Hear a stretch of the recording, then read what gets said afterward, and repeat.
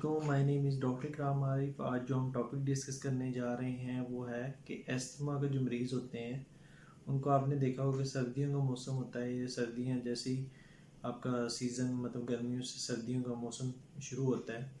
تو اس میں ان کو ایستھما کا اٹیک یا سانس کا مسئلہ بہت زیادہ آنا شروع ہو جاتا ہے۔ اس میں کچھ مریض ایسے ہوتے ہیں جن کو پہلے سے الرجی کا مسئلہ ہوتا ہے اور الرجی کے ساتھ پھر ایستھما کا مسئلہ بھی چل رہا ہوتا ہے ساتھ۔ اس میں ایستھما کی تشخیص ایسے کی جا سکتی ہے کہ اس میں آپ کی سانس میں سیٹیاں بج رہی ہوتی ہیں، آپ کی چھاتی میں سانس لینے میں بہت دشواری آ رہی ہوتی ہے، رات کے ٹائم آپ کو سانس لینے کی وجہ سے آپ کو بار بار اٹھنا پڑتا ہے یا بار بار آپ کو کھانسی آتی ہے،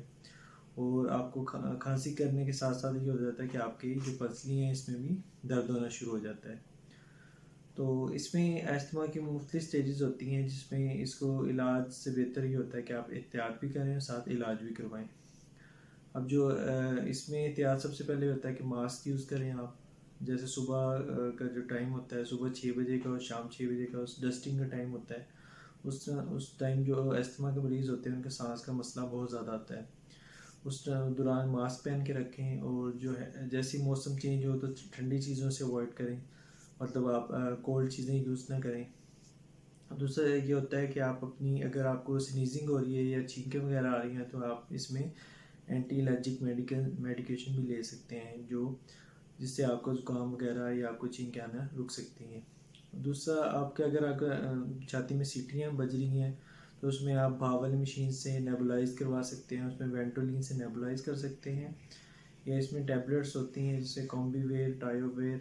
مطلب ڈفرینٹ نیم سے آتی ہیں،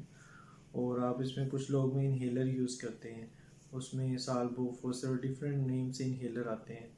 اگر آپ کو اس طرح کوئی بھی مسئلہ ہے تو فوراً اپنے جو قریبی ڈاکٹر ہے اس کے پاس جائیں، اور کچھ اگر سویئر اٹیک ہوتا ہے تو اس میں ہم اس کو انجیکشن بھی لگاتے ہیں مریض کو، تاکہ اس کے اٹیک کو مطلب اس کے سانس کے مسئلے کو کور کیا جا سکے۔ اگر اس ویڈیو سے متعلق کوئی بھی کویسچن ہو تو آپ میں سے اس کمنٹ سیکشن میں پوچھ سکتے ہیں۔ میری ویڈیو کو ضرور لائک کریں، شیئر کریں، چینل کو ضرور سبسکرائب کریں۔ تھینک یو، اللہ حافظ۔